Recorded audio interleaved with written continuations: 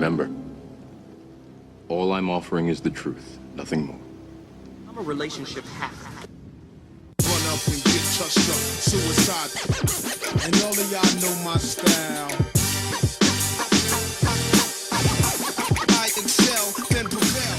Run up and get touched up, suicide, that's it. And all of y'all know my style. I excel, then prevail. This is for the neighborhood lovers of fire hydrants in the summer. They're chilling with distant cousins and grilling soon as the sun up. This is for the tokens and the trans pass users with traveling minds, traveling lines, orange and blue ones.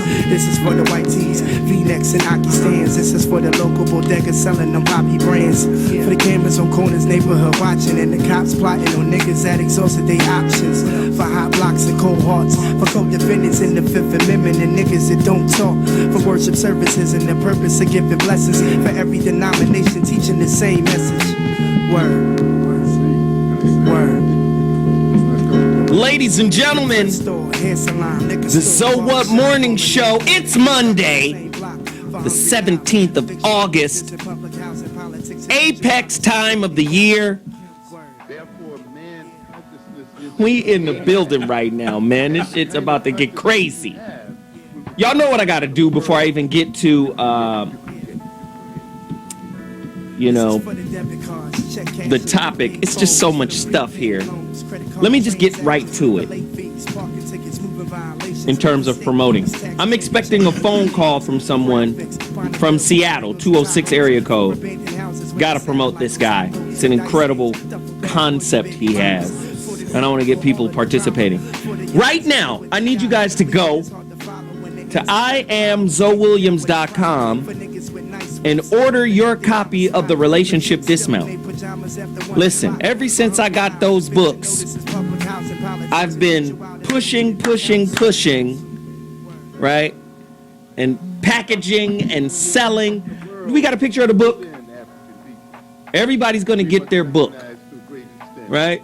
All the people who pre-ordered, I think we've sent out over 250 copies so far, right? So we're getting them out.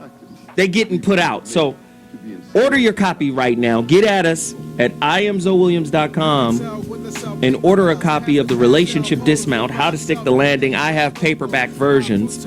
Also, I'm urging people to go to Amazon.com. Get your Kindle version. I want to keep this book in the top 100 on Amazon. I want to keep pushing it. I want to keep getting your reviews. Write them out. Tell us what you feel about the book. That's what I want to do. And while you're at Amazon.com, I don't know what the hell is going on in the studio right now, but we're going to fix it. Please continue to support Dr. Mark Goulston's incredible book, Just Listen, as well as Get Out of Your Own Way. Personally, Get Out of Your Own Way is one of my favorites. This shit right here is retarded. Right? Just Listen is a great book as well. Continue to support him. Weed Juice. You already know. Weed Juice. Hey, listen. He just gave me a code here. My man Hassan just gave me a code. Said you guys get 30% off until Labor Day. All So What listeners. But he says 30% off until Labor Day. Apply code. Come on, Doc. We live, we love, we juice. Okay? We live, we love, we juice. Right? That's the code. 30% off. Please support We Juice. What else we got? Power in One Clothing. Listen, Dr. Umar Johnson was here in LA in the hundreds. You already know what's going on in the hundreds. People getting killed in the hundreds. My brother came down here and did a lecture, and I showed up to support the brother. And there was a group of brothers who I've been supporting this whole time, but I'd never met. They were there. Power in One Clothing. Their website is PIOclothing.com. I'm wearing one of their shirts and one of their hats right now. Little Power jersey. That's hot. Looking like a Yankee. You feel me? But not representing the Yankees. Sorry. Pinstripe. Forgive me. Okay, please continue to support those brothers. Go to their website. Also, Easy Boy Web. Now, Easy Boy Web did my website. And I enjoy the website. It works perfectly. The brother sent me also some what did he send? Some incentives is the word I'm looking for. I have them right here. You know, he does logo and business card design. He does web design. He could do all of these different things for you. He does e-commerce or multi-page websites up to 10 pages. He has a whole pricing package for all of this. And you need a digital presence on social media. Why not spend some money with a very talented, skilled brother from Atlanta? I think he lives in Atlanta. That's right. Did our website. Brother's incredible. Easy Boy Web. Put the website back up there one more time. Cash him out. Right? I need you guys to go cash mob this guy. Right? I need you to cash mob Power and One. I need you to cash mob Easy Boy Web. I need you to cash mob Weed Juice. I need you to cash mob Dr. G. I need you to cash mob me. God damn it. Go get the book, man. What is this? Oh, yeah. Can I get to them before you put it up? This guy right here. This one right here. He from Philly. That's what it is. You think you from the East? You think you bad, huh? Filet. Filet, baby. Tell it. So let me put it back up there, right? This is a black-owned company who manufactures toilet paper. About time.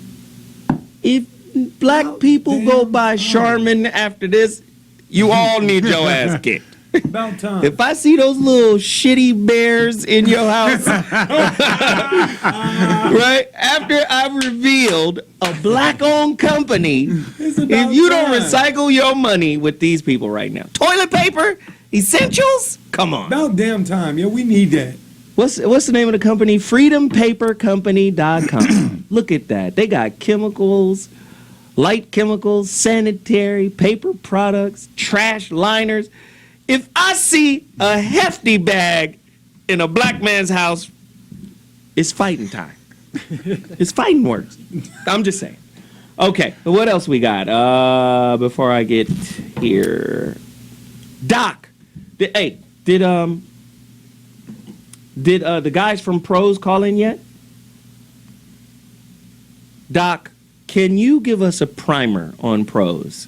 Because your guy Sure. hasn't called in yet. Tell us what it is. Pros is a website which you can go to thepros.com, and they have an iPhone app, and they're in the middle of right now developing an Android app as well.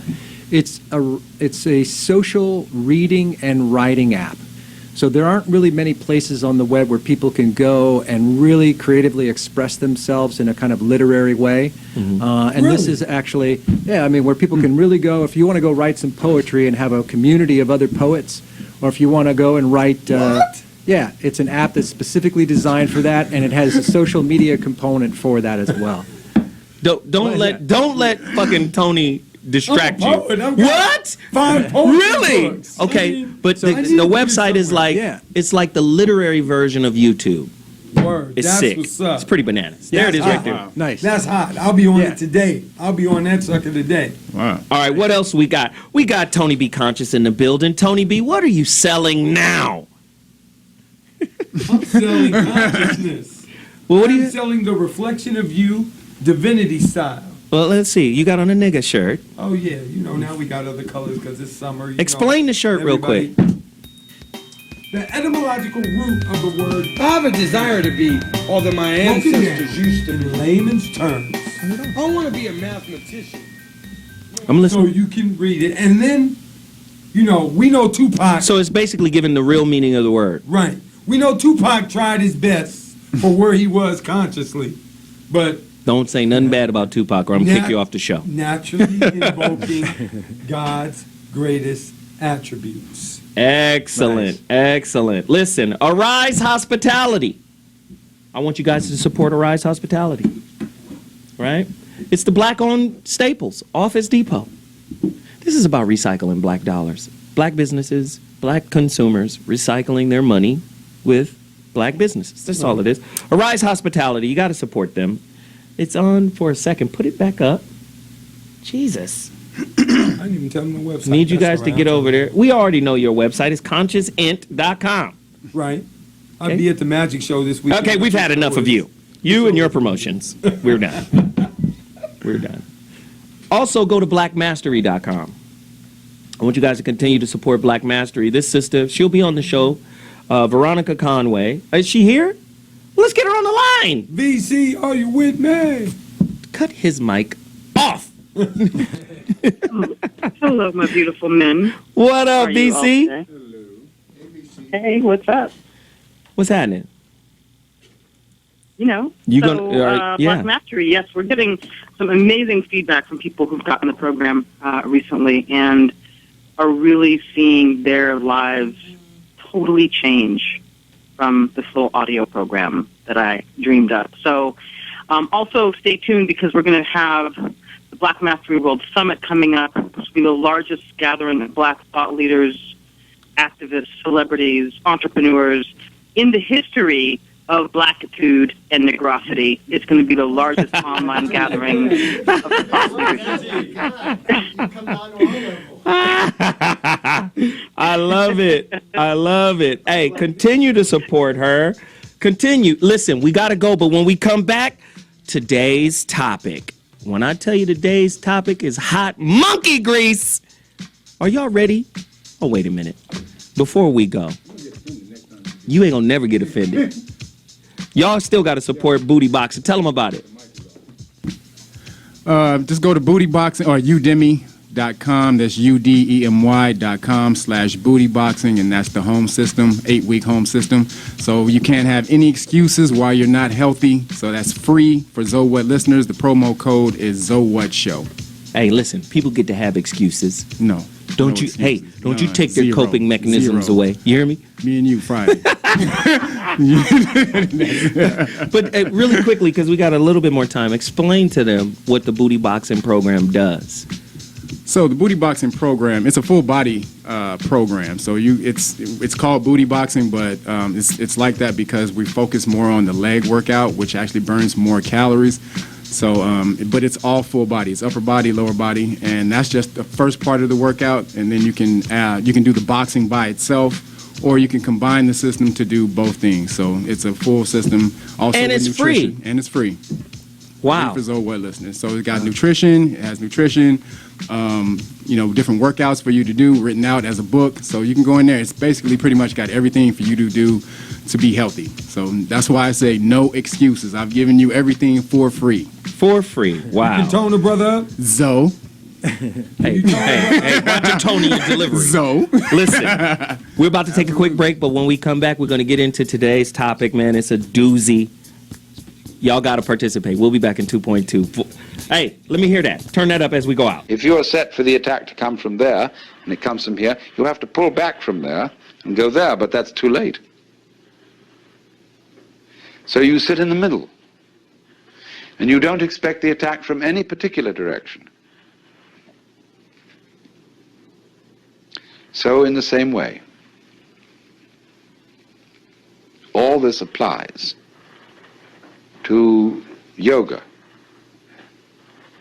You can be watchful, you can be concentrated, you can be alert. But all that will ever teach you is what not to do, how not to use the mind.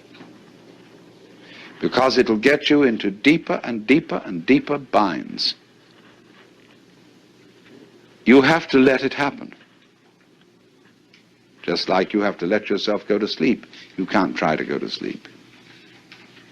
You have to let yourself digest your food. You can't try to digest it. And so in the same way, you have to let yourself wake up. Become liberated. And when you find out, you see, that there isn't any way of forcing it, that for most people is the only way of getting them to stop forcing it. Because they won't believe when you tell them in the first instance, you've got to do this without forcing it. Did you know that if you are mindfully focused on one task at a time, your productivity goes up by 40%? That's 40%! Slow down and get organized. Do you ever find yourself flying by the seat of your pants, constantly putting out fires? People living under a large amount of stress and anxiety are in survival mode. What does this mean? When our body is in survival mode, we are constantly releasing stress hormones. Stress hormones such as adrenaline, endorphins, as well as cortisol levels.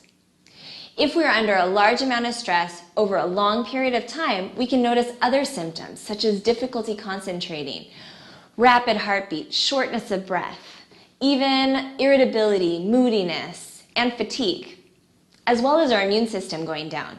You can shift out of this negative cycle by learning to slow down, getting organized, saying no, and prioritizing projects and areas of your life that are the most important to you. By doing this, you not only reduce the level of stress in your life, but you also improve the quality of your life. Hey there, first a quick plug. I'm going to be on another radio show. I know that's disloyal, but I'm going to be on it. It's going to be tomorrow between 10:15 and 10:45 Pacific time on Business Rockstars. This show is on 140 stations and is listened to by 3 million people, so we'd love to have you join us, and we're going to see what we can do about the So What show and get some of those kind of numbers. So hope you'll be there. I'm going to help the host actually think like Steve Jobs. I've been going around the country teaching people to think like him, and so hope you catch that. But back to the show. This show is about coping, and I am really excited about today's show for a couple reasons. Two reasons are I am in the presence of the two smartest people I know. Zoe is one of them, and Doc Barham is the other. I mean, they are autodidacts, and what that means is they are self-taught. They have read more books than I have read pages, and I'm just thrilled to have them and be part of this. Now, a big part of coping is being able, when you're feeling powerless or helpless, instead of withdrawing or raging against people you think who caused it, reach out for help. It's very difficult to do that. Now, two of the people that I reach out to for help are Zoe and Doc. And one of the ways to do that, by the way, is just if you can, when you're having trouble coping, if you can just say to yourself, you know, I'm feeling helpless or powerless, who could I reach out to? And here's the way to reach out to them.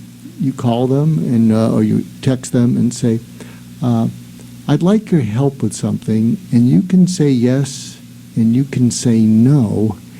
And if you say no, it won't change our relationship, and I'll respect you and your time. But if you say no, please don't give me an explanation of why you're saying no. And then be very specific. So you want to think about, because if you're throwing at the other person, I'm helpless about everything, whatever, they're just going to feel that your helplessness and your anxiety is contagious, and they're going to sort of naturally push away. And so the more if you think of who can actually help me with what, and then you also, when you're doing that, you got to make a commitment to in reciprocating, whatever that is, and say, look, you know, I appreciate what you're going to do for me. I'm not a taker. I'm a reciprocator. Tell me how I can help you, and you know, let's make this a win-win kind of thing. So I think if you do any of that stuff, not only will it help you cope, you won't feel alone in it, because I think when you're really stressed out and you feel alone, when you feel alone in pain, that's suffering, and people can live with pain, but when you're alone in it, you suffer, and a lot of people just can't live with suffering. So reach out, ask people for help, ask it in that way, give them the chance to say no, and tell them, you know, no harm, no foul, and you'll still love them in the morning. Wow. And as is commonplace, Dr. G sets up the topic for today.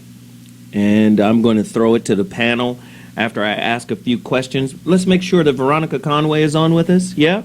Okay. So today's topic comes from a statement that I've been hearing my whole life amongst black folk. And you hear black men saying it more, I think. Somebody call in and correct me. The Man, I'm Just Hanging in There show. What's happening, man? I'm just hanging in there. Just trying to get through today, man. Just, shit. Right? So, why did I do this show? It's an in-depth look at what coping mechanisms are needed to survive in America while being black. Tough conversation to have. A lot of people get mad at Stephen A. Smith, yelling and banging on these kids, these young sports guys. You know, this is your job. You're in the NFL. You cover up those goddamn tattoos. You wear your suit. Everything's a coping mechanism for black people in America. I've been saying this for a long time. Mm-hmm. In order to be successful, we have to learn how to cope. Yeah. Some could make the argument that black people could be probably one of the most stressed people in the world because of how you cope. Like I said, my son's mother almost lost her mind 2 weeks ago when my daughter brought to her attention that our son was pulled over by the cops in Alabama. Now, he's from here, but he's a college student, ball player. We just heard some college kid just got killed in the news. So the fear and the coping that is associated with just being black in America is crazy. Right. So my question is, let's define what coping is. Let's define the mechanisms, and then let's explore which of those mechanisms are being used by black people just by default. Just living. I'm reaching into my pocket, officer, for a napkin. Right? That's a coping mechanism. So let's talk about it. I mean, I got questions, but before you will wait, because Jeff Brown is right outside that door. I'm filling in for him right now. No, you're not. I'm being the mouthpiece. No, but seriously, I think this is a very serious conversation to have in light of the times that we live in, right? There's this racial angst. We all know that racism is a social construct, right? Because if we get down to the essence of it, everybody is human. So this ideological concept that says white is right, black is wrong, it automatically puts you in a space where you have to cope. Just to be accepted, just to be viewed as normal, just to be valued. Let's speak to that. White folks couldn't handle what we go through in one day, the rejection and everything we go through. They couldn't handle that for 5 minutes. There's a poem they used that is an older poem called "We Wear the Mask That Grins and Lies." And that's one thing that we have to do. We have to have two masks on our face. One when we deal with black America, one when we deal with white America. I deal with it all day. I sell art, I sell my stuff, but when I'm dealing with somebody black, I have to switch my lingo. I have to talk hip hop and get a certain way. But when I'm talking to the white folks, I gotta be namaste. I gotta make them feel completely comfortable enough to give them my money. So they say, oh, well, okay, I can calm down. He's a black person, but he's not one of the, he's a nice making them feel at ease. Yeah. He's a nice Negro. But then as soon as they leave and the brothers walk up, rocking the hip hop gear, I gotta be like, yo, what's up, cat? How you doing? Yo, you know what I mean? So that's something that we have to do. So you telling me America. speaking the language is coping? Yes. Being able to decode and decipher the personalities and the people that you're dealing with in order to survive. Or speaking of white people's language is the coping mechanism. Yes. Okay, that was Tony Be Conscious. Let me just say who all is here. We got Dr. Mark Goulston, author of Just Listen, Get Out of Your Own Goddamn Way. Well, get out of your own way. Get out of your own goddamn way. I add my little twist on it. Get out of your own goddamn way. Right? Good book. We've got my homeboy, Kevin Behringer, very, very intelligent and articulate young man of many years of friendship. He's here to smack people in the mouth with the truth. And, of course, new to this roundtable forum, good friend of mine, Doc Barham, another transformational coach in the building, one of the best in the game. And on the phone line, we've got Veronica Conway. You already know she's a superhero. Yes, Veronica and Doc. Between them two, it's going to be crazy. And what Tony B, what he was just talking about, Veronica and Doc Wayan, they are NLP experts, because if you understand NLP and you learn that, you'll be able to get into conversations and get out safely. So there's a whole skill, and it's learnable. It's not rocket science, but it's a way of being able to match whoever's talking to you. Now, granted, when you're stuck and you're cornered and you think you got everything's up against you, but Veronica and Doc, can you weigh in how NLP could be a strategy for survival in situations, and where they can learn about that, and maybe how each of you can do that? Doc, you go first, then Veronica. Sure. NLP stands for neuro-linguistic programming. So neuro, like your body has a nervous system, linguistic, like language, and programming, which is the tendency for people to do things over and over and over and create habits. So what you do is, with your thoughts, your beliefs, your attitudes, your emotions, your actions, what you're doing is you're always linguistically programming yourself and creating habits or programs that run in you. One of those is language.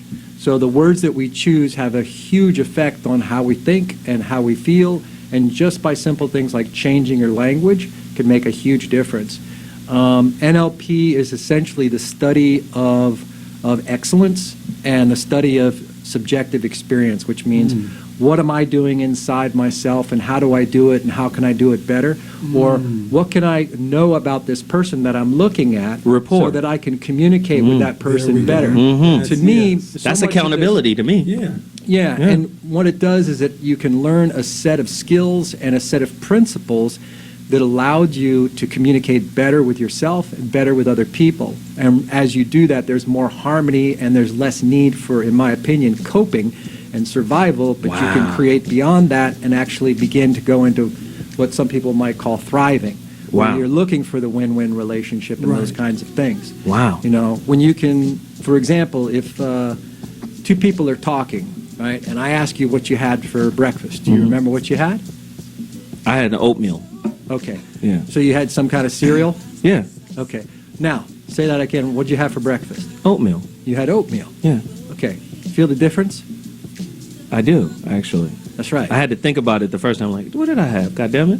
I had oatmeal. And now I feel like, So what I said was oatmeal, and I even matched the tonality of the way you said it. Right. So I chose to say oatmeal in the same vocal tonality and the same kind of timing as well. So I paid really close attention, and what I did by that is I actually mirrored you and I matched you. So both your conscious and subconscious mind are actually going, oh, okay, I'm in alignment, I'm in rapport with this guy's in rapport with me. So if you have a conversation with somebody, what's happening a lot of times is we're not really listening to the other person so much as we're listening to ourselves, and we're projecting our world out onto them, hoping they're going to be like us, which really creates a lot of win-lose and kind of causes communication breakdown and relationship breakdown, and therein comes a lot of the coping. And we're going to break, and we'll have Veronica back, right? Yeah. We got to go to break, and then Veronica comes back, and then we could talk about the win-win as opposed to the win-lose kind of culture we're in, right? This is going to be fucking crazy. We'll be back at 2.2 ZOA Morning Show. Coping mechanism. Man, I'm just trying to get through it now. The social relations that we create and interact with were built and developed during the periods of slavery. We have not escaped it at all. But it is time for us to change the slave consciousness, this consciousness of servitude that is still too much with us today. And ultimately, we ask the question that's closest to home for a lot of people. When we claim that we've escaped slavery, and the slavery was something back there, which had nothing to do with us today. And then I ask you the question, what kind of God do you worship?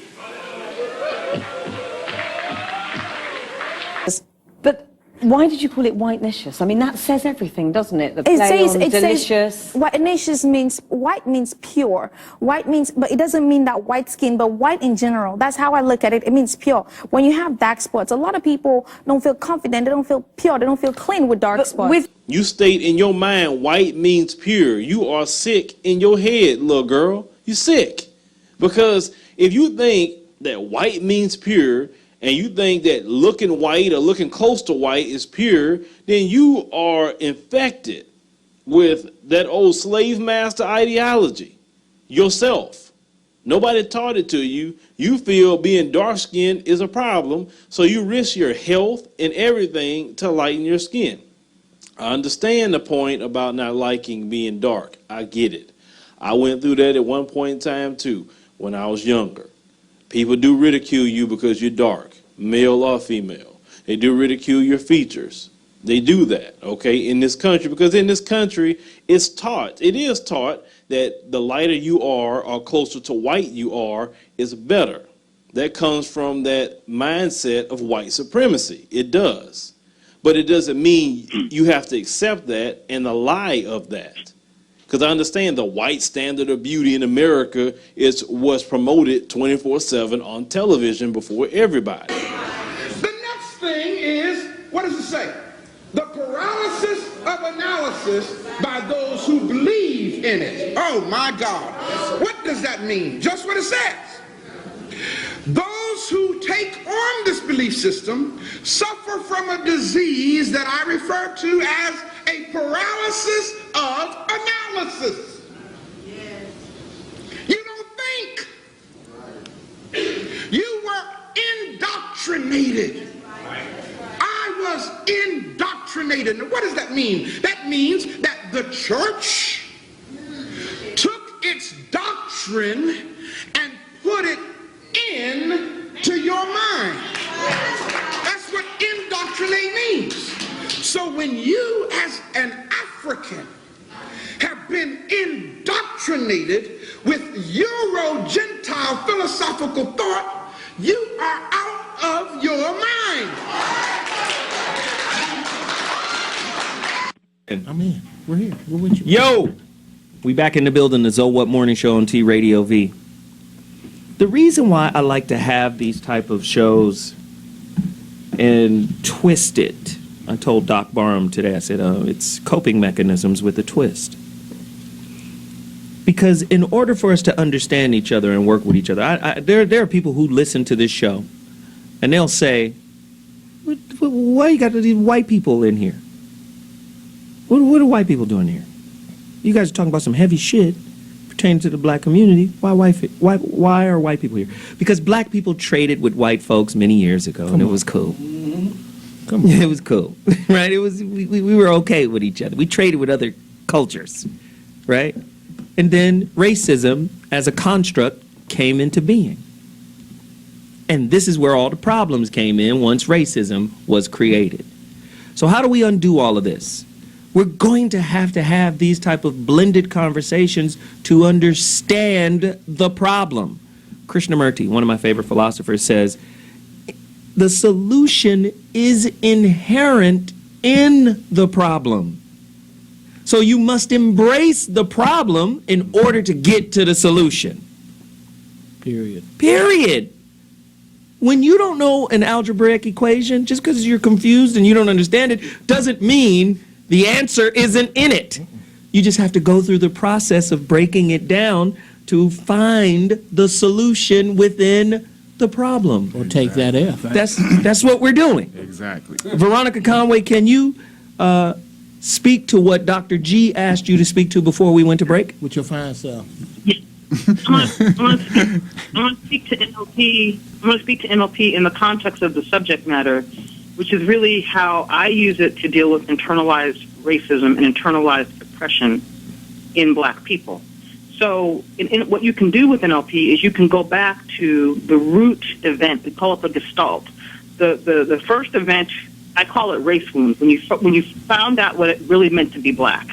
We usually have a defining event or set of events that gives us our identity and definition around blackness, right, because of the assault that we've been under. So, for example, I took a guy who was having difficulty competing in the workplace, right? He would have difficulty kind of showing up and standing in his power, and he'd back down. It was a brother, right? And when I took him back through hypnotic regression into his early race wound, he had the thing where he was in the Jim Crow South, and somebody said, a bunch of kids and young adults said, you compete with us, boy, and we'll kill you.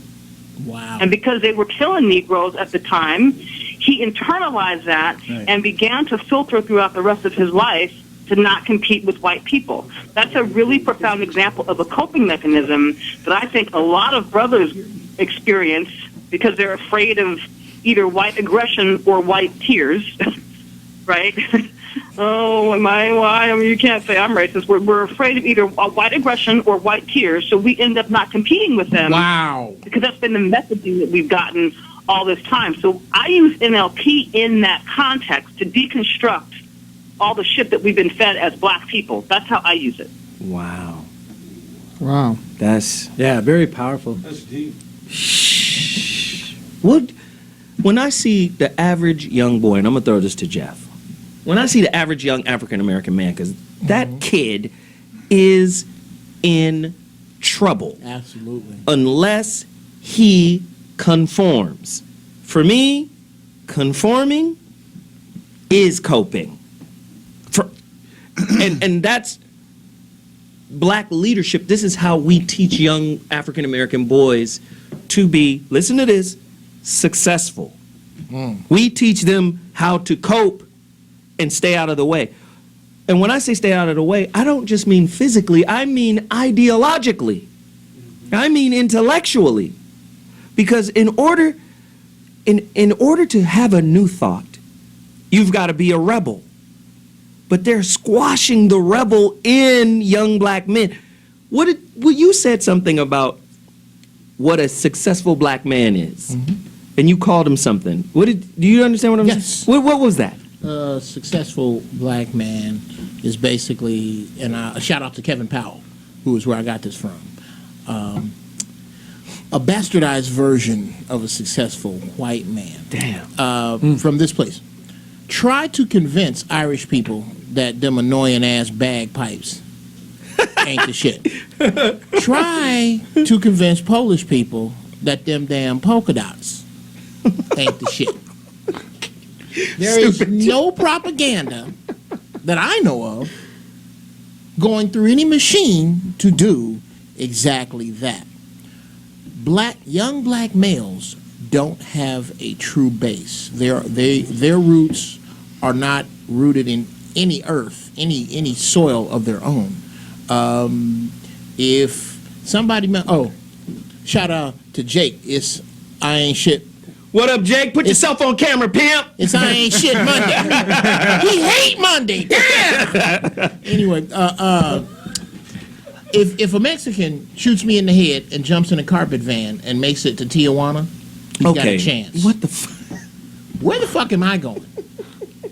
Where the fuck am I going? I am purposely cut off from anything to do with what is intrinsically mine. I got to seek that out, and it's not fair. It's just the work that has to be done. No, I agree with what Jeff is saying. To me, though, most melanated or young melanated people, and people in general, they just don't know the game. So if you don't know the game, then you have to find ways to cope and hold on and deal, because you're not actually playing the game. The game is playing you. So, the point is to try to learn what's going on. How are these people running things? Why am I being treated this way? What is the real reason? And if you truly understand and learn the game of how to play it, then you will be in the game and not being used by the game. And this is what I've been trying to say for the longest, which Zoe hates me saying. I didn't say I hate. Who said I hate it? You know you don't hate me. You know you hate me saying that. But one of the things is your status in law, and this is how people play the game. So, like, the definition of the word person is the rank a man holds in society. And so, if you understand what rank is, that means what level in society that you're on. And so for most melanated people, you are second-class citizens. Actually, for most people now, everyone is in that status. But definitely for most melanated people, you're in a second-class citizenship or status. And if you don't understand that, then you don't understand why you're being treated that way. Learn that and learn how to get yourself into a different status or a class of citizenship, and then you will be out of that. Interesting. You know, in this book of mine, Get Out of Your Own Way, which was published in 1996, here's a little plug-in.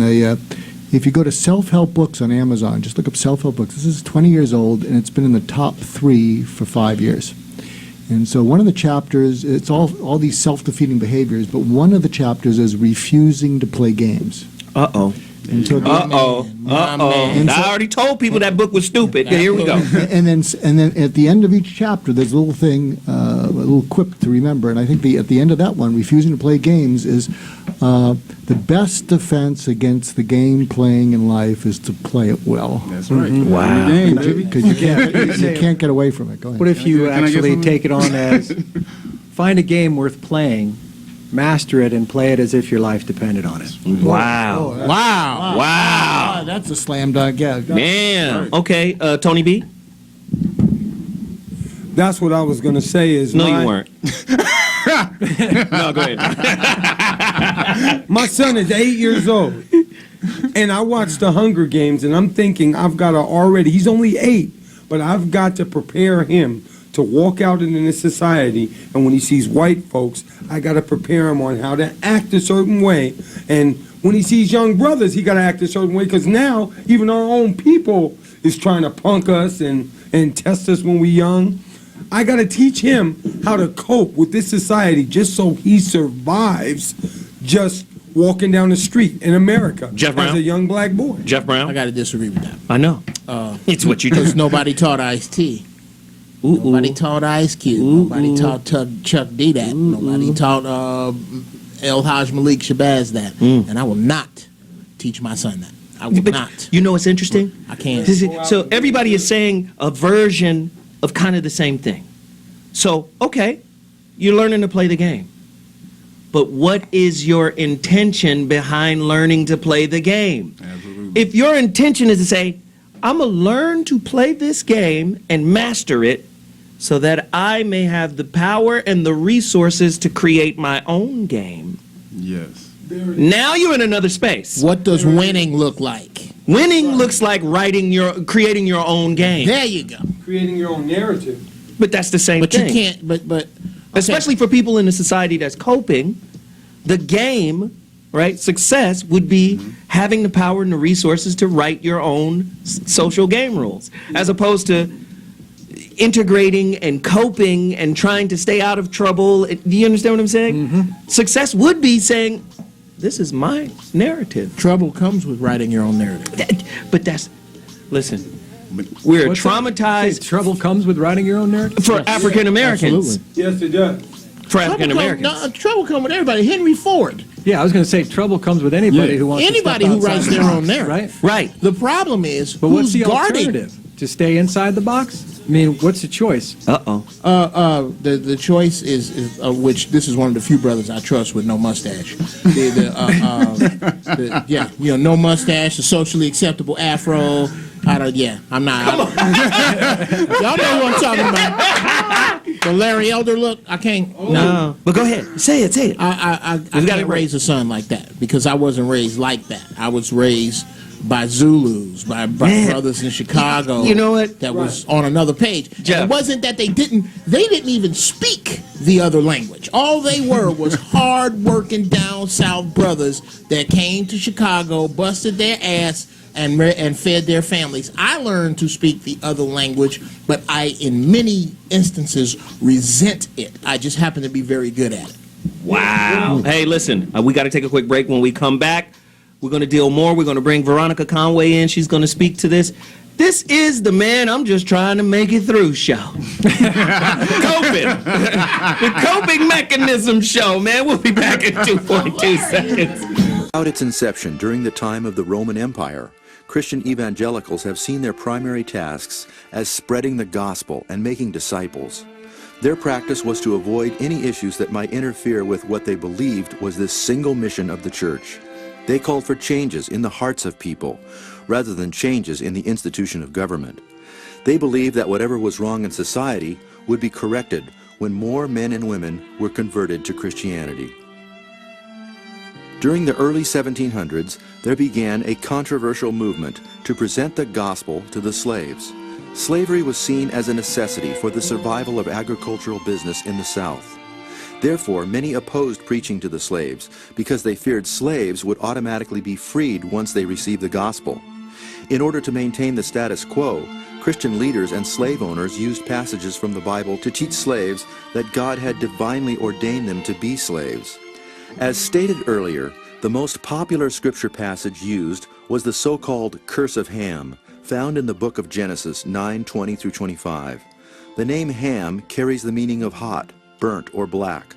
The Bible refers to Egypt as the land of Ham in Psalm 78, 105, and 106. Using the incident about Ham, many white evangelicals came to believe that the Bible supported slavery and that the so-called Curse of Ham made Africans an inferior race. But come down a step and try to apply the mystical insight in the practical affairs of everyday life, and what do you get? You get a parody of mysticism. You get the idea not that everybody is equal in the sight of God, but that all people are equally inferior. And that's why all bureaucracies are rude, why the police are rude, and why you're made to wait in lines and are obstreperous income tax individuals and all that sort of person. Because everybody's a crook. Everybody's equally inferior. See, that becomes the parody of democracy. And that kind of society, watch out for it.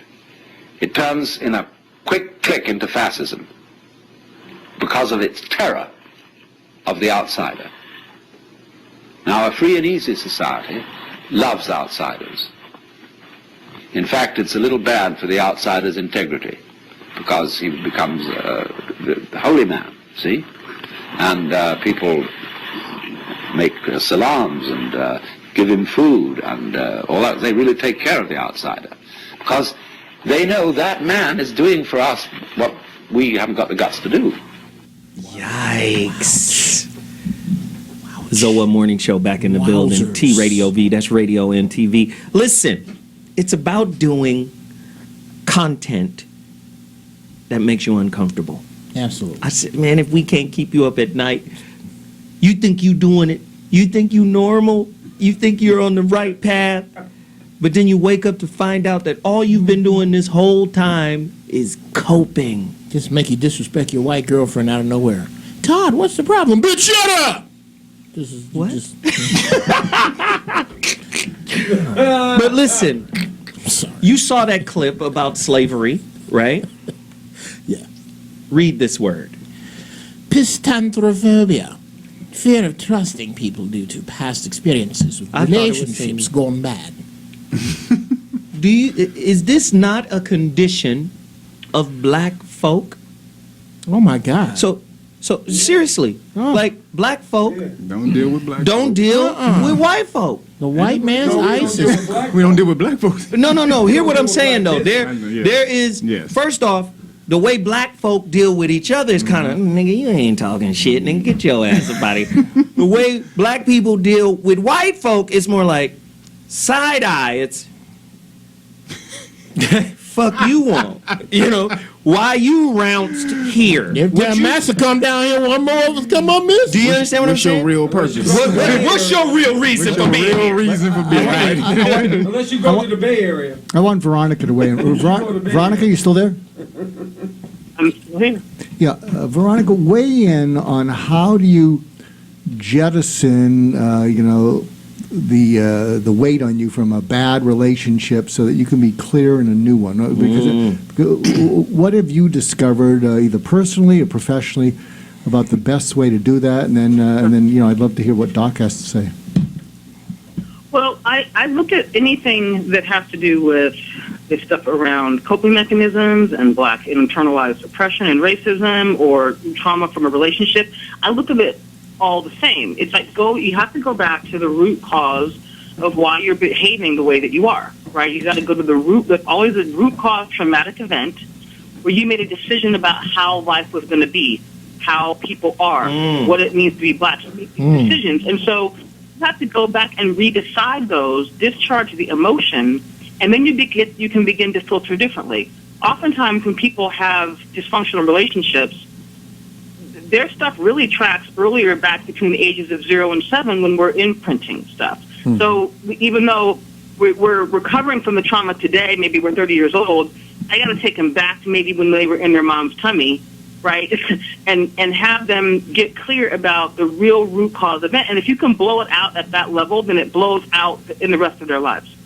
Tell me if this, you just triggered something, because I've done a fair amount with post-traumatic stress disorder. I actually wrote a book on it. And sometimes people, even though they understand what you're saying, they don't want to go back to an event like that. When I've drilled down to people, why don't you want to go back? And they say, the first time should have killed me. And and if I go back, it'll finish the job. Even I was doing everything I could just to get out of something that should have killed me. I don't know why it didn't. It killed people around me. But if I go back there, I think it's going to open up something, and I'm not going to heal it. I'm not going to get over it. It's going to wash me away, and I'm going to be Looney Tunes the rest of my life, and I'll have to kill myself because I won't be able to tolerate it. So does any of that fit? Right, and that's why people walk around avoiding facing off with that. That's why you have to do it hypnotically. Because if you can do it hypnotically, you can I can sneak them back in there, and before they know it, they're in and facing it and healing, and then I get out. Right? That's why you have to do that. That's why I think you have to do that, because the reason that they haven't faced it is because they're afraid they will die. When you come into LA, Ronnie, you got to hypnotize them into that.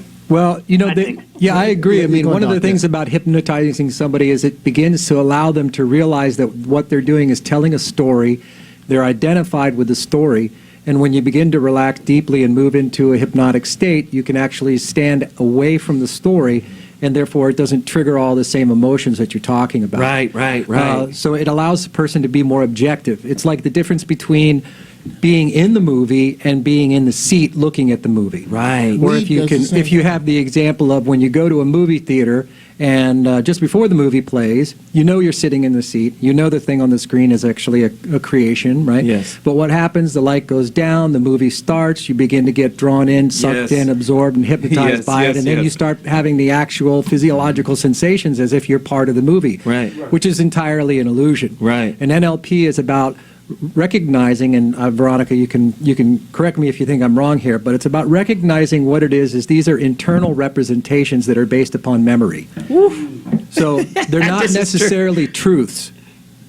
That's a big distinction. So people many times mistake their perception for truth or for reality, when actually what it is it's a perception that was encoded into the nervous system and the memory of the individual. And when someone realizes that, they suddenly have a tremendous amount of growth and empowerment as a result of it. I want you to talk about how the perception also gets turned into a projection. Right. So that perception becomes encoded in the memory, and then that person will tend to have a belief or set of beliefs, which becomes an attitude, and then they will tend to project that out onto reality, which then becomes self-reinforcing. Right. It tends to keep feeding back to them, see, this is actually reality, this is my belief. And it's very simple. I mean, it really is as simple as something like go focus on something like, I got a white car recently, right? I used to have a bronze-colored car. I purchased a new car. It's a white car. Suddenly I start seeing white cars everywhere. Right. Is that reality? Right. No, what it is there's an identification, which is this is my car, which happens to be the color white, and now I'm seeing white cars everywhere. So that's an example of how something can get encoded into your mind, your nervous system. And Veronica, and then I'm going to throw it to you. Veronica, let me. But no, we're going to speak to it culturally. But what I want to do is, I want to show how culturally this turns into intellectualization, because now we've got the perception, we've got the projection, and then the belief system. Then it becomes an intellectualization. Now we're making it make sense, and we're it's almost like we're proselytizing it. It's like taking Santa Claus and going, oh yeah, Santa Claus is real. He has to fly in reverse of the international date line in order to make all this shit happen. Oh, God. Are you starting your rant early? Veronica? That would be good. Santa, oh Santa. I think we have to look at, I'm a deep student of, because I look at perception and projection sort of personally, right, in terms of when I serve individual clients or groups of clients. But I also look at it very deeply as a whole, because I realize that because we as Black people have experienced all this trauma and we perceive reality in a very specific way. In other words, we're wounded, we're victims, we're hunted, they gonna kill us, we got to protect their feelings, we got to, right, we're inferior, all the stuff that we've internalized. Then guess what? We take that and we project it. That's what internalized racism is. We take the perception of our experience, we're experiencing at the hands of white supremacy, and then we project it into our reality. And that's the thing that has to be interrupted in our culture for us to win. Wow. Jeff? I think all of these things are wonderful once the firestorm stops. What it sounds like we're discussing is the kind of shit you can do to mentally and socially gird yourself up for the bully tomorrow. And all of that's fine and good for when tomorrow comes. Right now, the bully is stomping your ears together. So, this is all wonderful for tomorrow. But right now, nigga, this dude is putting them things on me. Thang-a-lang. He's putting them doorknobs on me. What do I do right here, right now, to at least slow this ass whooping down? At least hold on. Grab on. Yeah. And we have time for an old Jeff Brown joke, about 45 seconds. No. Okay. No, go ahead, Jeff. Get it. I got a ticket the other day for rolling a stop sign here in California. Lights came on behind me. Police officer came up and explained that it was called the California stop. And I said, officer, I don't know the difference. He said, okay, well, I'll show you. Step out. So he takes his nightstick out and commences to beating the shit out of me. And he says, now, Mr. Brown, would you like for me to slow down or would you like for me to stop? Wow. That's the difference. I love it, Jeff. Do you love it? This is a former Star, what is it? Star Search? Star Search winner. Comedy champion. We Bay Area Black Comedy Competition. Hey, listen. Hey, check it out. We got to take a quick break. When we come back, the intellectual rant with Jeff Brown. Yes. More of Jeff Brown.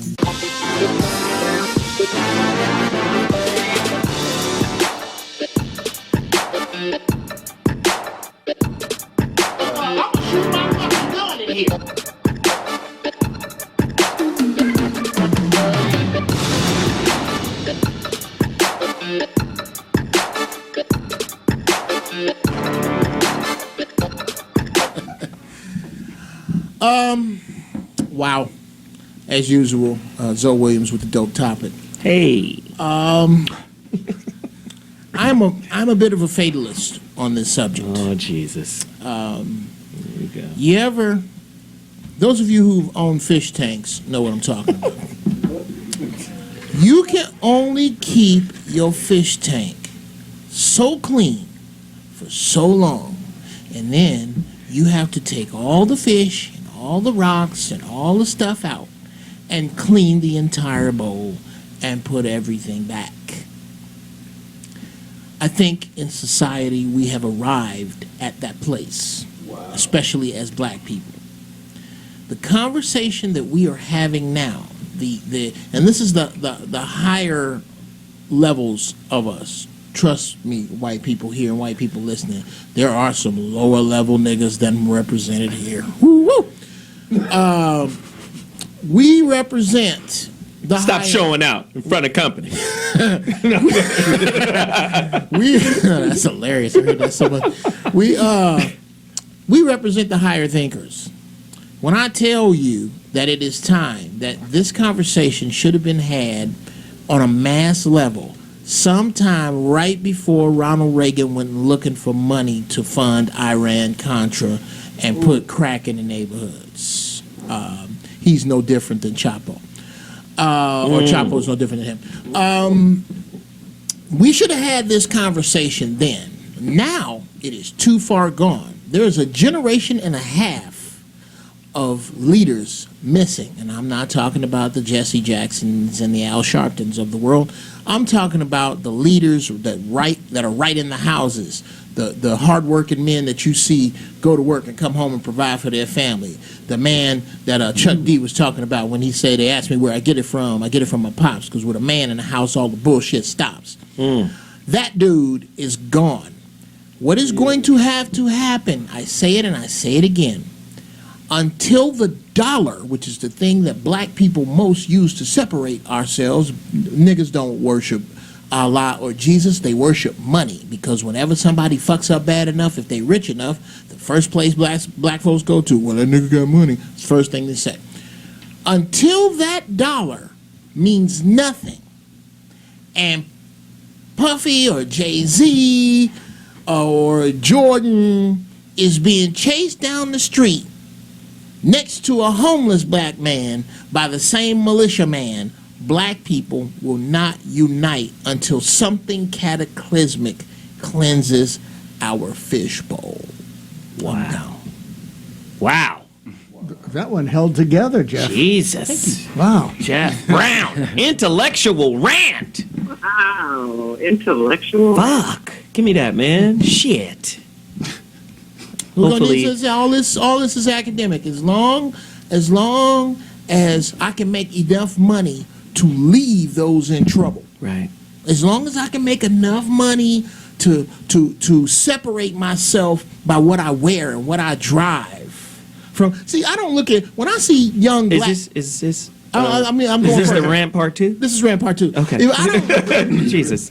And what we got to stop doing is we have to embrace our youth, because we let them down. They not letting us down. We let them down. That's right. Yes. When you see young brothers in cornrows and plaid, at least me, I don't see some thug. I see an entrepreneur. Right. I see a dude that say, you know what? Fuck a regular job. I'm selling incense and pit bull puppies at the back of my car, and the one with the ring around his eye is $50 extra. So let me ask this. Because this is very important. Let me ask this. Is coping, and fuck race and gender, but is coping for any human being a kind of slavery? Yeah. Oh, absolutely. Coping? Yes. Sure. Because, I mean, like you said, how do you define coping? Because different people have different set levels. Yes. Right? Mm-hmm. I mean, there are people who actually, you could take one person and they'll fold up, and another person under the same amount of stress will actually thrive. Right. So much of it has to do with interpretation, right? I mean, if you look at when somebody goes through a Navy SEAL process, right? Right. What's going on there? You're constantly getting tested about how can you cope. For each of these guys, when they do better than just cope, they move up the ladder, and eventually, if they make it, they end up becoming a Navy SEAL. I think that that's true for all of us, and a lot of us just haven't learned the tools that allow us to take one level of coping and turn it into nothing that bothers us whatsoever. Does that make sense what I'm saying? Yes. Yeah. I love that. I mean, it's resilience is what it is. That's what I was going to say, your level of resilience. Kev, and then Veronica? Okay, and for me, well, the word coping, the way people use it today, is actually, it's opposite of what it actually means. Most people use coping as a way just to get by, to get along, or a mechanism to handle the stress. The actual definition of coping means to hit or to punch or blow. So true coping is to actually fight back. I will cope the shit out your ass. You hear me? And it actually produces the same word cop, like police. So which is to hit, which is why they beat on your ass. But you know, the true way of the cope is to learn what you're dealing with. And like for melanated people in America, they have no idea what they're dealing with. Like, and even actually that's for everyone. Like, so most people think that they're dealing with governments in America, and you're not. You're dealing with corporations. There are corporations and, there are governments and citizens and corporations and assets. And this is what you're dealing with: corporations and assets. The people of America are an asset. And so if you start to understand this language and start to learn what you truly are, you can come out of that and start to manipulate the system and the game instead of being manipulated by it. You could be the Merovingian. There you go. Right inside the I've matrix. dealt with 6 of your predecessors. Hooking it up. Okay, you have some skill. Right? You're the Merovingian. You're the Merovingian. Of the Matrix. That's right. You're right? You're sliding, you get to manipulate the walls and shit like Neo. Exactly. Okay, so you have some skill. Right? Right? Well, it goes back to also the show you had last week. Caucasian people learn the game, and that is unity. Like, you have to. No, they don't learn the game.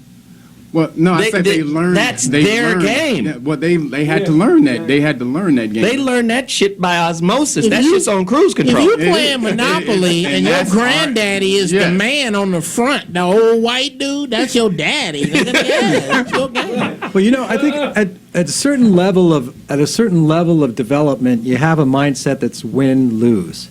And that has to do with what the level of development of the ego is and the soul of that person, right? If you continue to grow and evolve, what you realize is that no matter what, we're all connected, right? What I do is going to affect everybody in some regard, in some way over time. I remember a client of mine when I was doing NLP came in, and he was from Israel, which is a really embattled culture and a really embattled company. And he sat down in the chair and he said to me, I said, well, what can I do for you? And he said really clearly, I want power over people. Wow. And I was shocked because the first thing I thought was, wow, what a Darth Vader thing. Right? And the second thing is I actually respected the fact that he was willing to be that blunt and direct. So I sat and I listened and I paid very, very close attention. And what I recognized in listening to him is that this is actually a little boy inside. And the little boy was really, really hurt. And that he had built up this massive front that was, I'm going to control people and have power over people because this is my strategy to make sure that they can't hurt me. Security, yeah. Right? Because I'm wounded inside and the wound hasn't healed. So we worked together for about 6 months, and at the end of the 6-month period, he sat down one day and he said, I had an incredible revelation. I don't want any power over people. I want to empower people. This is the best stuff I have ever learned. Thank you. Wow. That's what's possible. So he's telling us right now that white supremacy was created by a little white boy. Right? To say that. Yeah. Well, you don't have a mic, so you couldn't have said it. I like fucking with Tony B. Conscious. He's a homie. Listen, this show is incredible. We had to deal with it. Now can we deal with, when we come back, a little repression? Right? Can we deal with some repression as a coping mechanism? Because there are a lot of people who just say, you know what, I don't want to deal with it. I'm going to compartmentalize it. I'm going to repress it. I'm going to pack it away. Right? This is why when they sit in front of Doc, they got to unpack it. In front of Doc, Veronica, both Docs, they got to unpack it. Well, why do I want to unpack this pain? I've already packed it away. Right? It's a little lump in under the proverbial carpet of my mind, but I fucking got used to the lump, right? You understand what I'm saying? I set my drink on the lump. Right. So when we come back, we'll deal with repression, compartmentalization, and all of that. So what morning? One of the first to get a reputation for doing something different was DJ Kool Herc. I was a guy that never went downtown. I stayed in the neighborhood and formed a culture called hip-hop.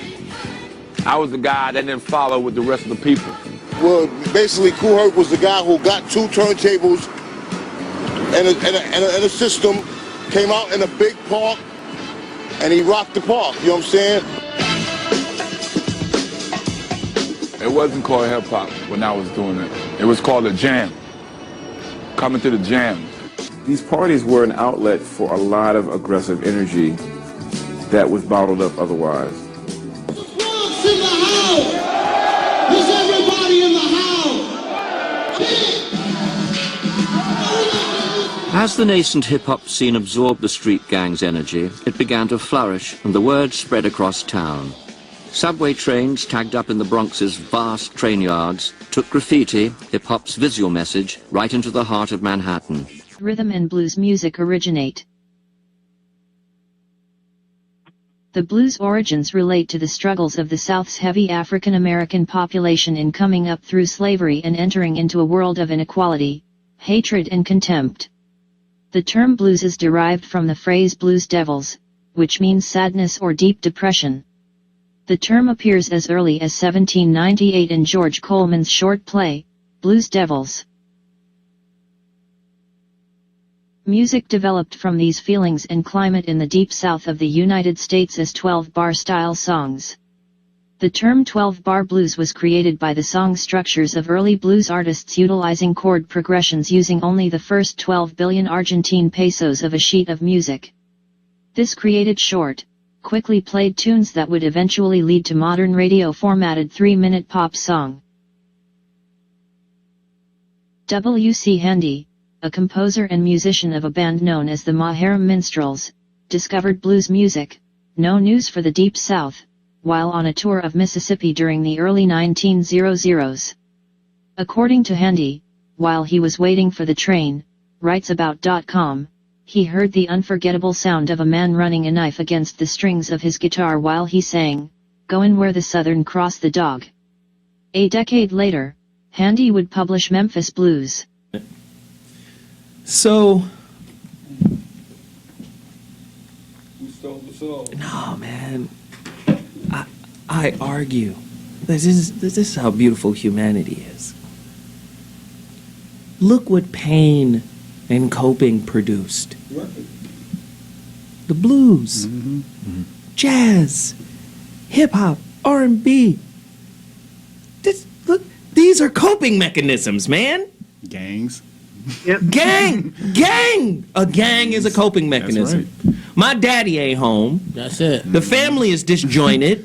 I'm not really connected to the family, so the gang is my family. Absolutely. So the gang is a coping mechanism. And then the coping mechanism gets criminalized, right? You can't belong to a gang. No, hey, look, gangster rap. So gangster rap, let me get off the street where I can be killed at any moment. Let me get the fuck off the street and into the studio and rap about this shit I would be in If on I was the not street. in. Right? Exactly. So, fuck that. That's wrong too. Oh, shit. Do you see what I'm saying? It gets Every criminalized. outlet gets blockaded. White people come in and say, R&B, thank you. Blues, thank you. We'll take all of that. We don't sell those records to white folk. We have to re-sing those records. Oh, and by the way, we're going to pay you pennies. Yeah. We own it too. Right. But do you see, like, how does one, after all of that, say, you heard that saying, I'm just happy to be awake. Not if you're, as Doc just explained, coping is slavery. Who want to wake up in jail every day going, damn, it's a beautiful day, man. Yep. It's just been wonderful out here in this cell. Yeah. What? That's the place he arrived at. And it wasn't, when he was 9, he didn't say, you know what, I want to grow up and do 35 years and be happy that I see the sun through my bars. Dr. G? Doc said something that I want to comment on. He said something about he told a story about someone saying he wanted power over people, and then he discovered he wanted to empower people. And I'm thinking, if your view of life is either I'm going to have power over people or people are going to have power over me, boy, you need a lot of stamina and resilience to do that on a daily basis. That's exhausting. And I could see how people you're exhausted. And I guess the challenge is, and I want everybody, but especially Veronica and Doc, to weigh in, how do you go from giving up life as only either having power over people or having them have power over you to empowering others? Because there's a lot of people who are gurus who will say, "Oh, I'm here to empower you." No, they have power over their cults. So, but what needs to happen? Because I think if everyone was empowering each other, and had less ego and more about, a rising tide to lift all hopes, how any thoughts about how to make that happen? Can Because you empower somebody who doesn't believe in their own power, though? How do you get somebody to believe in themselves first? How do you get somebody to be willing? Is that possible, Veronica? Yeah, go Veronica, then Bob. I'm sorry. No, then you, and then So Doc. Go ahead. Here's the thing. One of the things that, we talked about coping mechanisms and how they create all this beauty, and we've created beautiful things out of it. But we as Black people have a higher threshold for pain, probably superhuman threshold for ongoing, sustained pain, probably more than most other cultures, because we've been who gonna argue that? 100 years. Who gonna argue that? We've been going through it so long. Can't nobody argue that. Go ahead, Veronica. Right. So, but we have to understand the price that we pay for having that high level of threshold. It's how to survive and be creative and beautiful. But what also happens is that we become numb and we become shut down. And so I think that we're sitting on a keg of dynamite. And unfortunately, because of internalized racism, we tend to point our dynamite at ourselves and each other. Because in a certain way, fundamentally, there's a certain fundamental decision that we haven't made, which is to begin to respond to our oppressor in kind. And because we keep avoiding that, whatever you avoid runs your life. Whatever What you avoid resist runs your will life. persist. Because we keep avoiding that, we sit on this dynamite, we sit on all this power, we sit on all this rage. But I promise when you transform it and heal it, it becomes nuclear power. And we just have to get there. Yeah, it's like when they talk about shadow, right? Shadow is the parts of you don't want to know about. Right. But therein lies so much energy because there's so much repression going on, right? All of that gold and all of that energy, all of that power, all of those gifts, actually, there's an enormous amount of that is actually behind that shadow. That's what she's talking about. And creative. Right. That's Creativity. what Carl Jung talked about. The shadow self, right? All the conflict and unresolved shit is trying to rise to the conscious from the subconscious, right? And it's trying to rise to the conscious so that it may be resolved.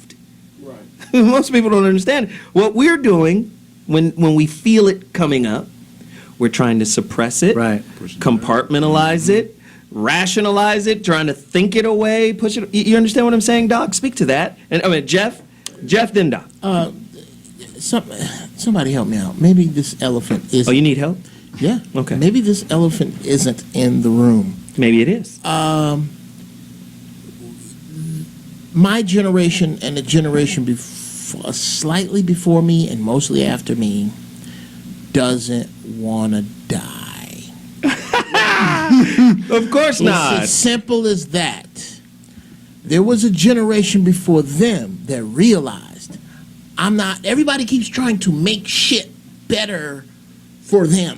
Right. It's just not the get down. Right. It's not the get down. Yes. It's going to come a time, and they're behind me because my generation has failed.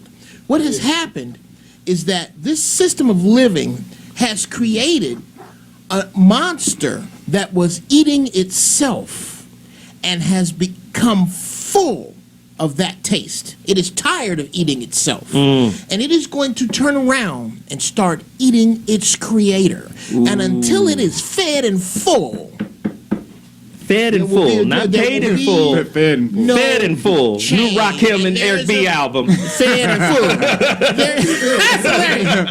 And the concept that there ain't gonna be some broke eggs at the end of this, that we gonna save everybody. That's the underlying shit here. We're not gonna save everybody. Everybody ain't gonna get the message. Everybody ain't gonna fall in line with this. Some motherfuckers is gonna die, and a lot of them is gonna be white. I have a. You saying? Where my Nat Turner hat you? I have a real ignorant white question. That used to be the feature I used to do regularly on the show, so this is a throwback to that. I'll just say it. Do you think black people feel the emotion feel hurt, or do they mainly feel fear and anger? That's it. I couldn't Can I answer that question? Well, no, let me tell you where I'm going, then I want to hear from you. Because in my You book, asked me, not the white man. okay, in my book, Get Out of Your Own Way, one of the chapters was there's people that have a core of hate, a core of hurt, and a core of health. Core of health is kind of rare. The problem with people who have core of hate is it just escalates, so people avoid them. You project who has a core of hate, whereas people with a core of hurt, you may not feel sorry for them, but you're not threatened by them. And one of the ways you can tell who you're dealing with is when you bump into someone with a core of hate looks at you like, hey, watch it. Whereas, people who with a core of hurt, they're overly neurotic. Oh, I'm sorry if I got in your way. And people with a core of health will just say, hey, excuse me. But the idea is, and I'll just finish this, what if the black community were to say to the white community, our level of hurt and pain matches our level of anger and fear, but we don't show it to you because we don't trust you to care enough about it. And you're only looking for our anger anyway, and so we're trying to hold that back, but you wouldn't, to show our hurt to you would require a level of trust that you have not earned, and so we keep it to ourselves. But to just paint us as angry and nothing else, you are so wrong. You settle down, Jeff. I love you so much. And then you respond. I love you so much. Okay, now, accept what? Go ahead. I love you so much. But that's all we've been doing is showing you. You know how much? Every time I see somebody on Facebook with another see there whitey. Now, if he'd have been Wait. Translate see there. Here's see there. Here's see there whitey. When you see a brother get 35 years for crack, and you see a white boy get 5 years for powder. And see there. That's what we're trying to show. We keep trying to show you what is happening now, what Ferguson is showing you, what the crack baby's baby is showing you, is that we tired. We're not going to show you shit no more. And your reaching us has become unimportant. It is unimportant. Which is why I say about the language. I don't give a fuck how white people see me, because generally when I walk in a room, I'm smarter than most of the white people I'm around. Get them on a chessboard. But if I see you as angry, it justifies the shitty way I treat you, and if I see you as afraid, I don't care. And again, I don't give a fuck about none of that, because this ass whooping is the same. Oh, this is great. How you see me. I don't give a fuck how you see me. Okay, listen. Hey, Veronica Wanton. Hold on, goddammit. I told you it was ignorant. Hey, turn up everybody's mic. Just turn them. We got to take a quick break, and then we coming back, because I don't appreciate all this yelling and talking. We're going to stay intelligent. We're going to agree to disagree. Zoe Morning Show. We'll be back in 2.2. So how do we deal with stress? Prevention is better than cure, so we should take steps to avoid stress occurring. Keep in touch with your colleagues and be aware of potential individuals' stressors and your various teams' stressors. An early word with an individual can help a lot. Problems may or may not be work-related. Either way, they may affect performance at work, and appropriate support needs to be provided. Managers aren't expected to know everything, so you can always ask for guidance. Not knowing something but seeking advice is fine. Turning a blind eye isn't. So, as a manager, you may be thinking, where do I go next? Don't worry, the university can help.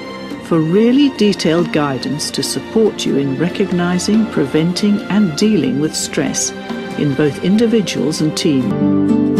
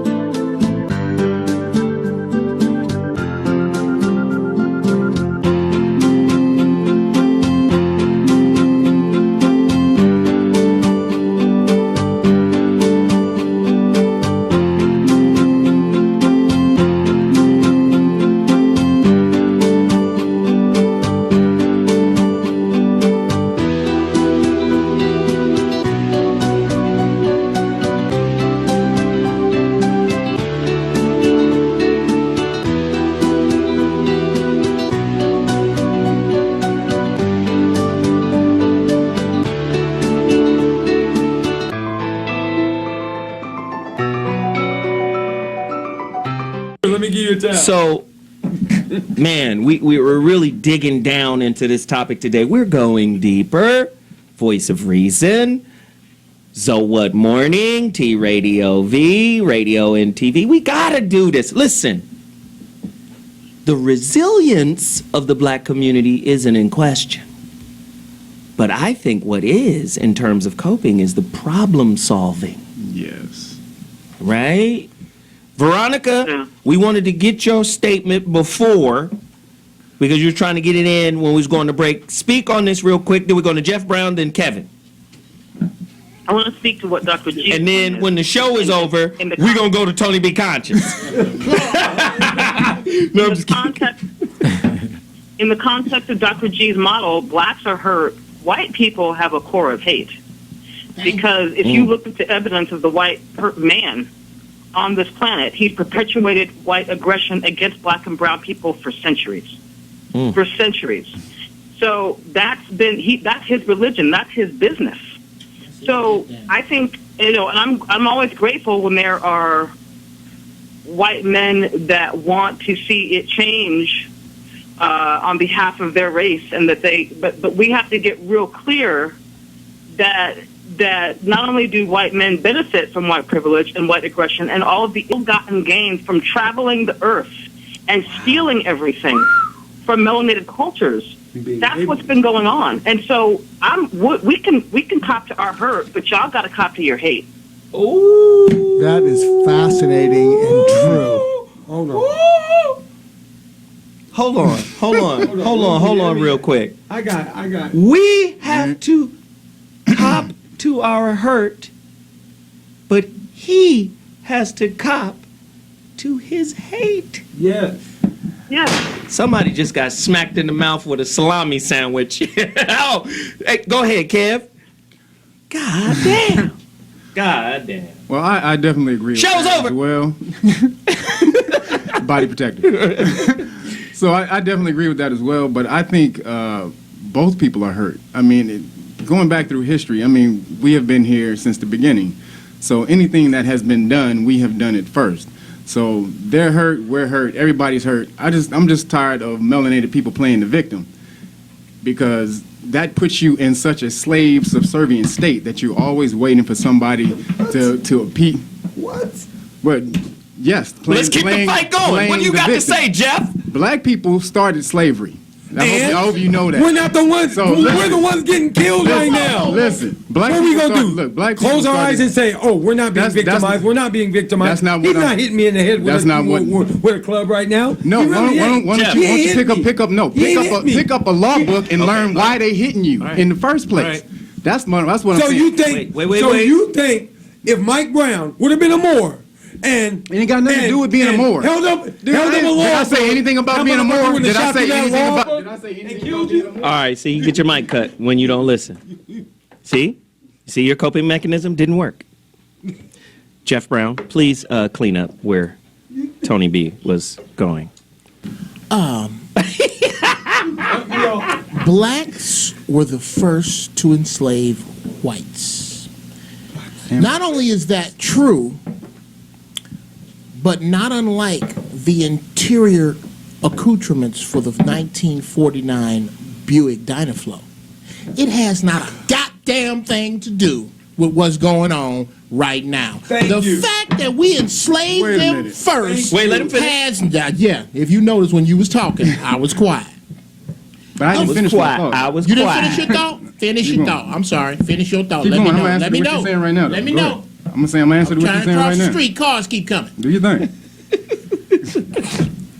The fact that we enslaved them first is not on the minds of the men in Mississippi standing under black bodies hanging in trees like these motherfuckers just caught a big fish.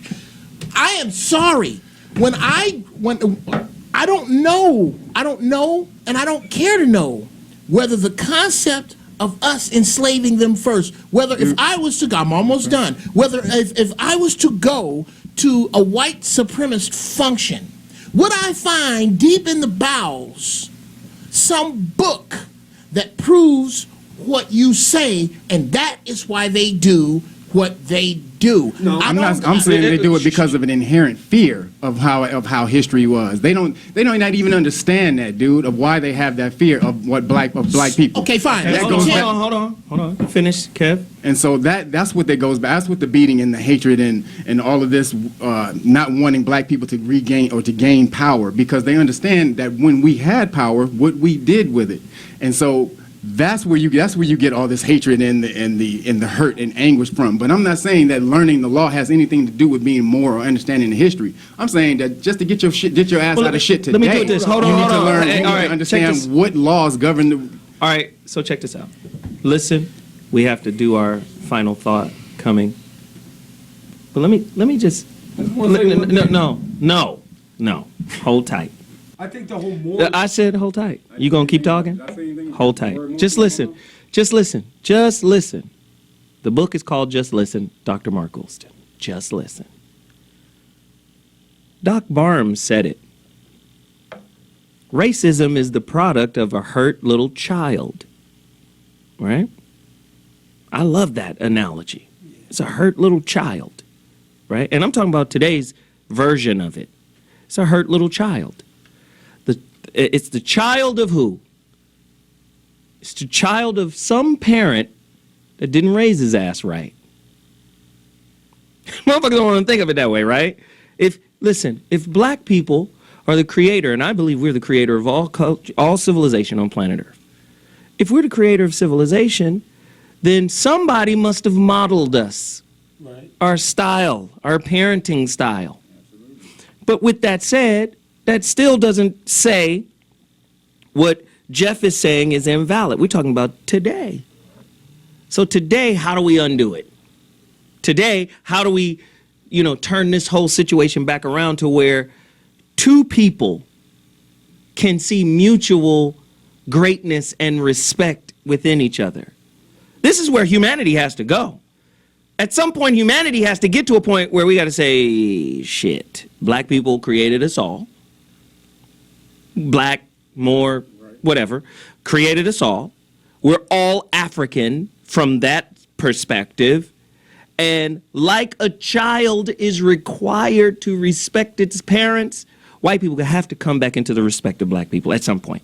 Now, we got to take a quick break, and then we're coming back. Goodness. We are a society.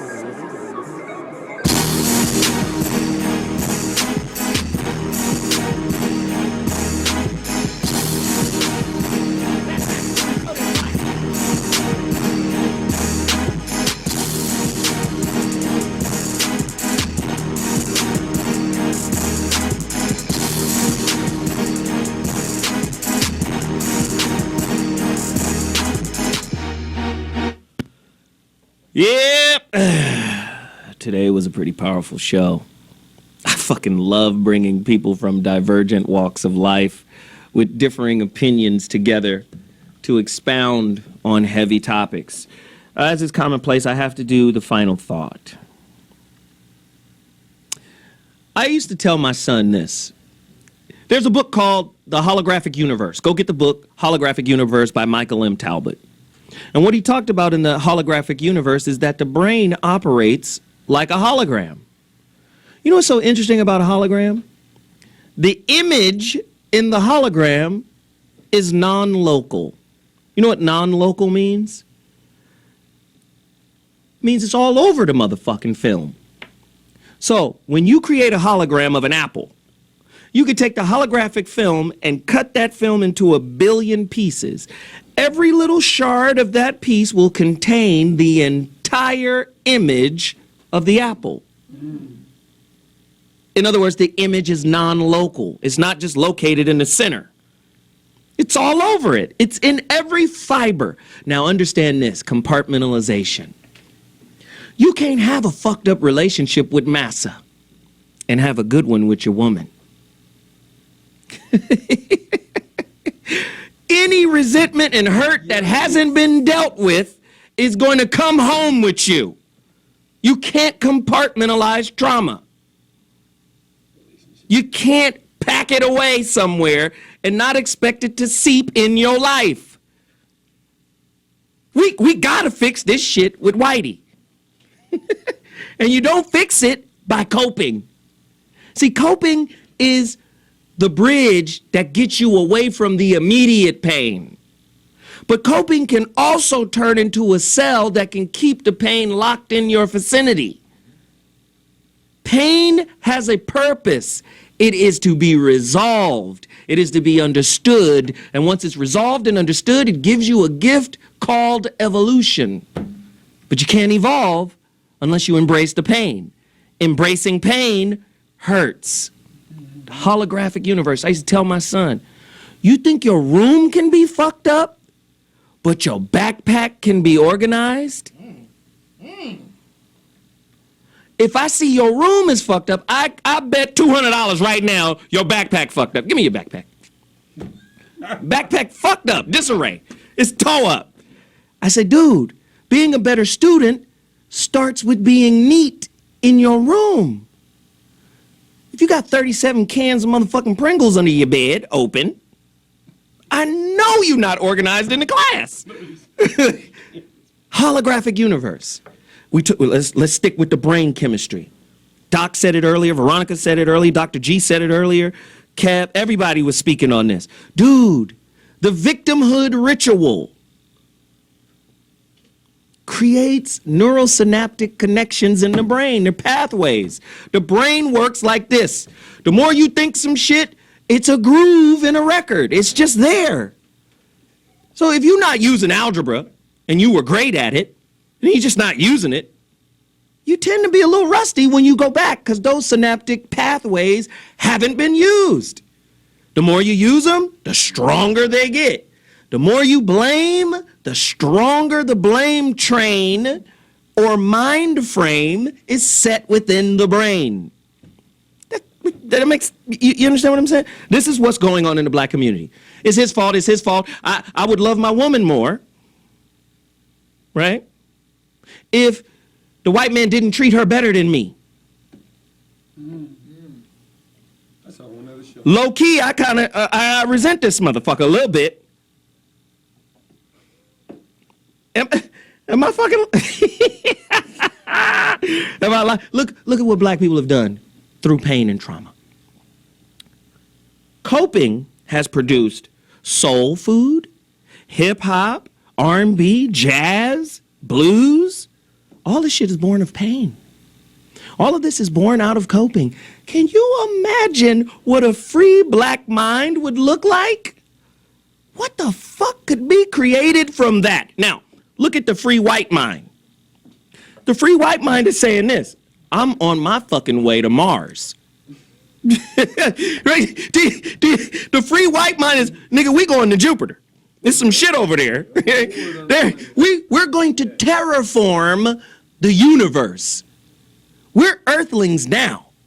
But where we're going, we will be the aliens. That's where that's Gene Roddenberry, Star Trek. We out here colonizing other planets, niggas. Y'all motherfuckers can have this shit. It's your fault you left us. Do you see what I'm saying? The train of thought. We have to stop coping/moping. Now, to rebirth the seeds, I wrote a book called Hopeless, or I wrote a poem called Hopeless. And I was saying, you should hope less in the sense of, I hope something would change, right? To hope is a projection, right? I'm hoping this will happen. It's almost like a supplication, right? But that's creative. So you can use hope as a creative medium.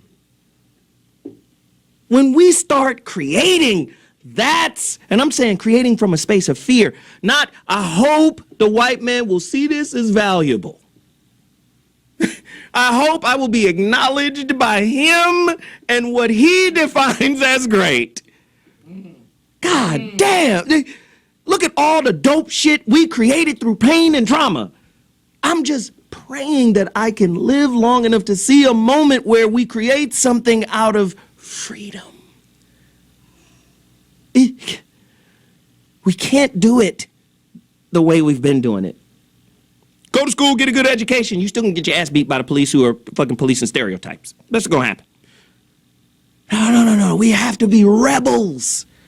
We have to rebel against all that was considered normal and good for you. You have to be brave enough to say, I can die for my narrative that I'm going to write right now for me. In that same holographic universe, there are studies that have been done where they had damaged strawberries. So the strawberries were mottled and had fungus and cuts and things like that on them. And they took a hologram of a perfect strawberry and they held it on that strawberry, the living strawberry, and it began to change and heal and conform to a perfect strawberry. Wow. Whatever the thinker thinks, the prover will prove. That's what you're showing to others. That's what you're giving out. That's what you're giving to yourself. That's the kind of, when you can create beyond. You don't have to stay in what the status quo is. You can literally create beyond. You don't. That's what the show is about. I'm saying, fuck normal. You know, people won't read my book because they think it'll break them up with their woman. What? It's a philosophical book. It's a psychological book. Stop thinking in the box. Get out of it. You might introduce them to their real self. I might make it might make your relationship better. You know, if they think that, they've already broken up with them. They just haven't ended it. Woo! Okay, really quickly, Doc Barham, where can they find you, bro? If someone's interested in getting in touch with me, they can send me an email. Keep it real. That's really simple. Just docbarham@gmail.com. I'm happy to talk to people if they're interested in doing some coaching or would like to do more. It's DOCBARHAM @gmail.com. And I know this guy comes across as unassuming, but when I tell you this is a sumo wrestler, Mike Tyson, world famous transformational coach, don't fuck with him with no bullshit. You know if the new Now Laters got pineapple.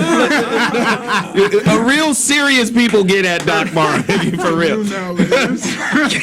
Kevin? You can get at me at the YouTube channel Real Nagas, REELNAGAS, and that's the video classroom. Also, I want any lawyers or paralegals or anybody out there who understands the court system, please get at me on that channel.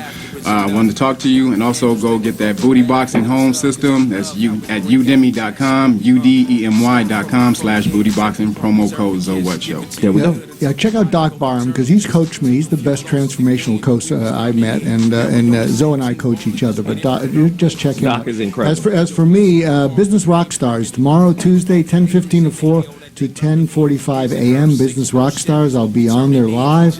Tune in. Great stuff, Jeff. Stop buying cars and rims. Buy books and guns. Wow. Tony B. Conscious Enterprises, Conscious Ent. Yo, I'm doing wholesale right now, trying to get my stuff in as many stores across the country as possible. Bookstores everywhere, distribution. Hit me up. Let's Great stuff. Listen, I'm always encouraging people to go to Amazon and purchase the Relationship Dismount, How to Stick the Landing When Exiting a Toxic Relationship. It is a breakup and makeup book. It is a workbook. After every chapter, there's 12 chapters, there are exercises in the book, right? This is not just, if you're in a good relationship, it'll make it better. I promise you. It's a good book. Or if you want a physical copy, you gotta go to IamZoeWilliams.com. Pre-order your copy right now, and I will definitely, not pre-order, just order it, and I will package it and send it out. I'm going to the post office tomorrow. So anybody that orders today, their package will be sent out tomorrow. Get at me, Zoe Williams, Voice of Reason. Oh, by the way, the Voice of Reason will be there tonight. Tonight, 5 to 7 p.m. Dash Radio. I'll holla at y'all. Great show. See you next week. Deuces.